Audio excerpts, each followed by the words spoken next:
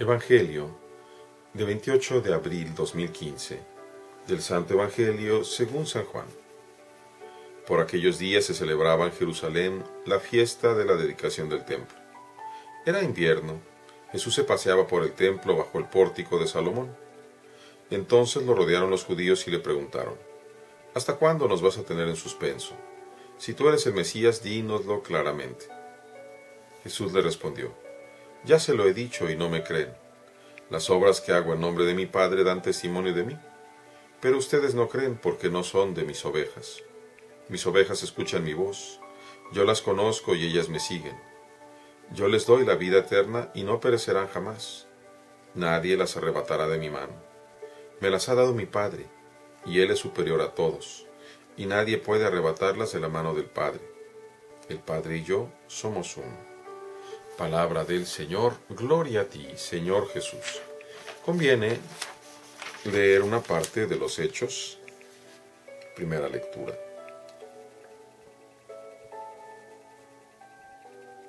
Algunos, huyendo de la persecución, llegaron hasta Fenicia, Chipre y Antioquía. Predicaban el Evangelio solamente a los judíos.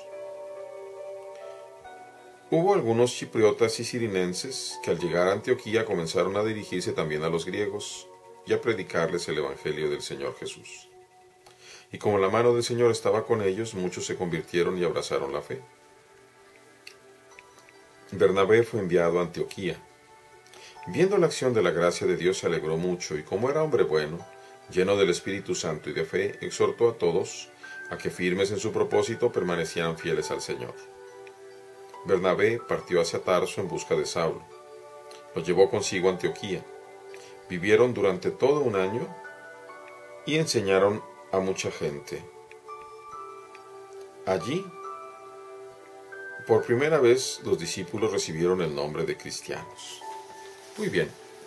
Hoy quería precisamente hacer hincapié en la primera lectura por varias razones. La primera, una razón romántica, porque ahí en Antioquía fue el primer lugar en donde se nos puso el nombre de cristianos. Antes de esto se nos decía los seguidores del camino. Por supuesto, el propio Señor había dicho: yo soy el camino. Y a mí me gusta mucho esa idea, los seguidores del camino. Porque a mí de qué me sirve saber que un camino o tal camino lleva a tal lugar si nunca lo camino, si nunca voy directamente a él. De nada me sirve. Es un conocimiento teórico. Para que me sirva el camino, yo tengo que andar el camino, tengo que seguir al Señor. Esa es una primera parte. Otra de las cosas que me llaman la atención en la primera lectura es, primero, esta dificultad de los judíos de ir entendiendo la universalidad de su llamado. Al principio solamente se les predicaba a los judíos, hasta que algunos de los prosélitos comenzaron a predicarle a los otros, y los otros comenzaron a abrirse a la gracia de Dios. ¿Quién puede limitar el Evangelio? ¿Quién puede limitar el amor? ¿Quién en su sano juicio puede decidir a quién se le predica y a quién no? Nadie. Todos estamos llamados, como ya nos ha dicho el Señor: vayan por todo el mundo, prediquen a toda criatura, a todos. Vemos cómo este Bernabé, que es bueno para exhortar, es enviado. Y cómo él, que está lleno del Espíritu Santo, se alegra de ver que otros se van uniendo. Y es él el que va a invitar a Pablo a trabajar. En el Evangelio vemos el contraste de aquellos que no quieren creer en el Señor.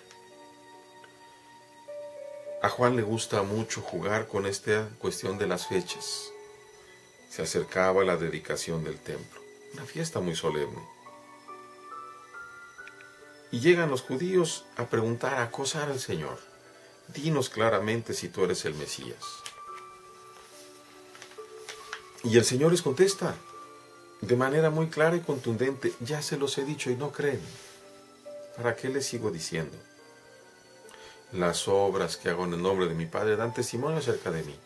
¿Qué más podían pedirle? Están las obras, irrefutables. pero ellos no quieren creer.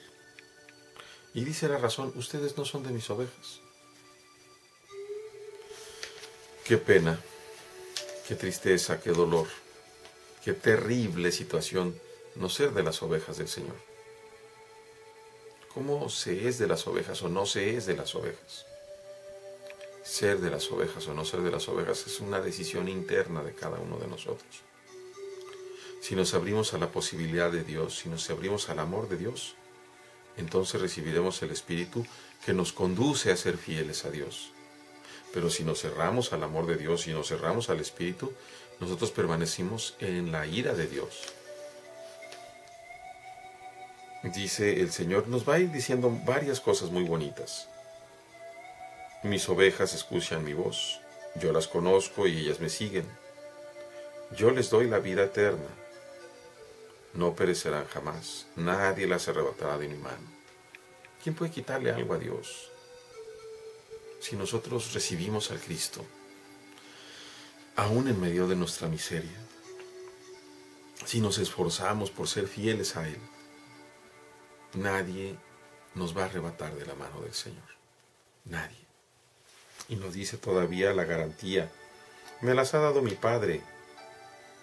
Nadie puede arrebatarlas de la mano del Padre. Y luego, algo misterioso: el Padre y yo somos uno.